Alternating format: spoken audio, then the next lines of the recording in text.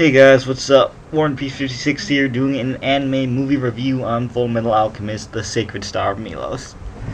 This is probably a final installment, you could say, in the Full Metal Alchemist series that I've followed and I've enjoyed watching. And I've been looking forward to this movie coming out ever since I heard about it, like maybe 2 years ago. And this is my review about it since it recently just came out online, subtitled, so I was able to enjoy watching it. There's many things I want to talk about. The first thing I want to point out about is the artwork animation style of this movie. When you look at it first glance, you're not gonna think that this is a movie that came out like recently. I think that you could compare the art styles to movies maybe around like 2004 or 5. It reminds me a lot of like Final Fantasy, not Final, but Inuyasha movies that I watched before. It kind of has a essence of Gurren Lagann in it. These might be inaccurate comparisons, but these are just what come to mind to me.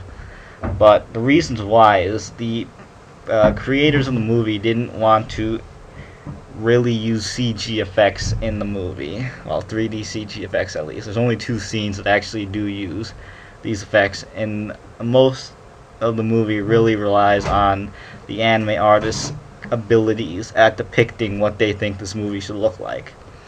Now, this is a big criticism for the movie, that some people complain, why am I not looking at something graphically appeasing to me? And they are really mistaken by if they judge this movie as being bad because of that.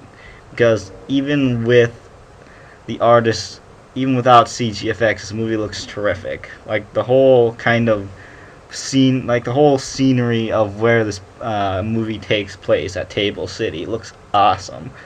And so they really get detailed into the effects. Like you'll see rainbow colored ice, like rainbow effects in the ice that some of the alchemists will create, and it looks tremendously epic. And I could just list off random things about why I think that this movie did not need to rely on CG effects.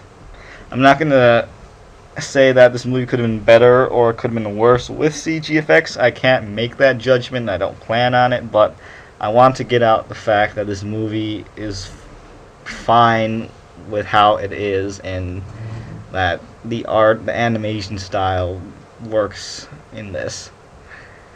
Next thing I want to talk about is the plot of the movie. Now, this movie isn't really the plot. You wouldn't call it that original for a Full Metal Alchemist movie, because it's basically 4 factions. Ed and Al, they count as a faction by themselves because they're awesome. The Amestrian country that Ed represents as a state alchemist, the Creta country that lies to the west of Amestris, because Amestris is surrounded by north, south, east, and west. Like, east is the land of Shing, and north is, I forget the country to the north, but they have spies or something that the Briggs Fortress wants to watch out for, while in the south, I'm guessing, it's just got like that town that Rose is from. Anyways, this is to the west, which is Creta. Creta is I'd say it's near Amestria's technology level, and they have had like little skirmishes between the Amestria and Amestris and Cretia. In between these skirmishes, you're going to find a nation called Milos, which is from the title, and also which the main female protagonist, Julia, that you'll see in this picture, represents. What happened was, for some reason, Milos had the ability to create Philosopher Stones, and since there's a big struggle for power, the Creta country and Amestris like fought each other for this power, and Milos ended up getting caught in between, and their power became kind of diminished as they are forced to live now in terrible living conditions, being like kind of slave labor for either faction. And because of this, the main female protagonist, Julia, is really is really patriotic for her country. She wants a future where she's able to live with pride in her own country, like not in the crappy conditions that they are living in at the moment. And what I want to point out is, in my opinion, Julia as a side character, well, the main female protagonist, like Ed and Al, they don't really change their personalities throughout the movie. Ed and Al cannot, because if they did, that would mess up with the kind of rule that animes have, that you cannot make the main character somehow change drastically, or else it wouldn't fit in the actual series they represent. Because then it'd be like, maybe if Ed and Al got like evil throughout the movie, and at the end or something, like they were evil, but then that wouldn't make sense, because if you went back to the main series, then they'd be evil and it wouldn't make sense, and even if they were evil, it still wouldn't make sense. I'm just saying that they can't change, or else it'd create like a paradox or something. I've been playing Final Fantasy 13-2, so I'm saying paradox, that would not mesh with the actual original series. So instead, in these situations, you create a side character, which would be Julia, as an example, who would somehow grow throughout the movie. But she really, in my opinion, she doesn't. What we instead see is Julia gets power, and this power allows her to become an actual kind of, she has an effect on the story by having this power. But then it arises this kind of theme, because you're going to see the other factions, Kretia and Amestris, trying to get, and also like another faction, like this other antagonist, trying to get the same power that Julia has, but these are for evil reasons. And what you need to understand is, these people are trying to get this power for the sake of having power, for their own selfish ends, while what Julia does is she gets power, but this is also that way she can protect her country. And by understanding this, you can understand that Julia isn't evil like the others being power hungry, because she's got like the kind of fighting to protect what she loves idea in her, which separates her from the others.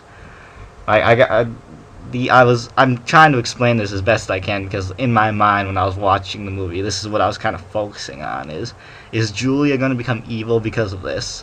But hopefully this also doesn't like spoil anything. I'm trying to make this also vague so I don't spoil anything. But even though this kind of plot, you're going to see there's a lot of fighting for the Philosopher's Stone, there's still going to be plot twists and things that you haven't really that you wouldn't predict in the movie, and that keeps the movie really attention grabbing, especially at the end. That I don't know why some people call it a very like a bad end. Well, I guess the ending fight is really like just grabs your attention, while the actual end is kind of boring and you don't feel like it concluded itself. Like the end of the movie, where people go home and they say thanks and everybody's happy because it was a happy ending, it does not feel conclusive at all, but that's just because it's an anime movie. Because if it was conclusive, like I was saying before, it would mess up with the original series, and they can't do that, which always makes anime movies really weak. Unless it was like Full Metal Alchemist Conqueror of Shambhala, because instead of making this non-canonical event, it made an actual conclusive ending for Full Metal Alchemist, the original series, which is one reason why I enjoy the Conqueror of Shambhala a lot, and I find that it has a very good rewatching value. But like what I'm trying to say here is, the movie has a kind of a used plot line where people try and get the Philosopher's Stone, but things that happen in the movie still keep everything like attention grabbing and unpredictable.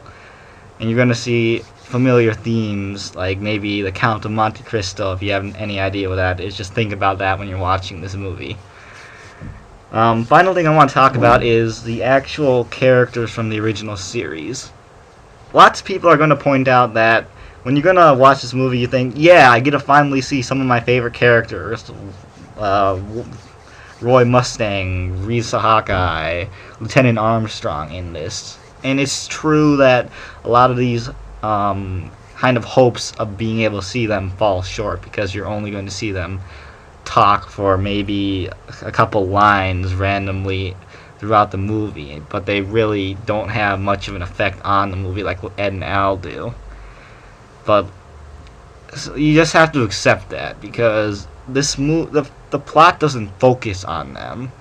This movie was created to focus on Ed and Al and how they are communicate, or how they relate, or like somehow how they are acting with the new cast that they had to create for this movie, especially with Julia, and they're kind of like the voice of reason to these new people about how they're all trying to get the Philosopher's Stone for power. Like that's kind of how Ed and Al have their own big role in this movie, while others like Roy, Risa, and even Winry are really just there to appease the fans by saying, yeah, we were in this movie, you gotta see us. We didn't have a big part, but you should still be happy that we were included in this movie when we really didn't need to be. I personally am glad I was able to get a couple scenes with Ed and Winry together. They may not have been needed, but it's always nice to be able to be shown characters, even for a little bit of time. Like, I'm willing to take that than nothing at all. So that's just my thoughts about that. But anyways, kind of want to just point out that as a conclusion to this movie is, in my opinion, it was a good movie. I can't say the replay value of it is that great because it's a lot of it has like the plot twists. It relies a lot on the plot twist, especially on who the actual major antagonist is in this movie, because all of these people are fighting for the Philosopher's Stone. And now that I've seen it, I won't get that same feeling. I might watch it again just because I want to, but it's not like I have to watch it over and over. But even for that, I'd give this movie a 7.5 out of 10, rounded up to an 8 if I had to, because I found that the first time I watched this, I was enjoying myself fully. I love seeing the Full Metal Alchemist cast back and doing what they were doing. Seeing Ed fighting with other people, like the fight scenes are awesome. I love seeing Ed go back to his old style where he actually uses like melee combat, because after he went to the Laboratory 13 in the Brotherhood series, you really didn't see him like change his arm into a sword or use his alchemy to create a spear out of the stone, like from the ground. And you got to actually see more of that rather than just Ed relying mainly on his alchemic abilities to fight. Like that, even like that's just these minor details, and even seeing Ed's creative ability in his alchemy is always really nice to see that the people that made this movie focused on that, and the detail like that was one of the big things that also made me enjoy this movie so much. So my statement is, even if people say this movie was bad, I thought it was great, and I don't think that... I think they're just giving it too much of a negative spin on what this movie actually is. So thanks for watching, guys. Like and subscribe if you want. I'm done.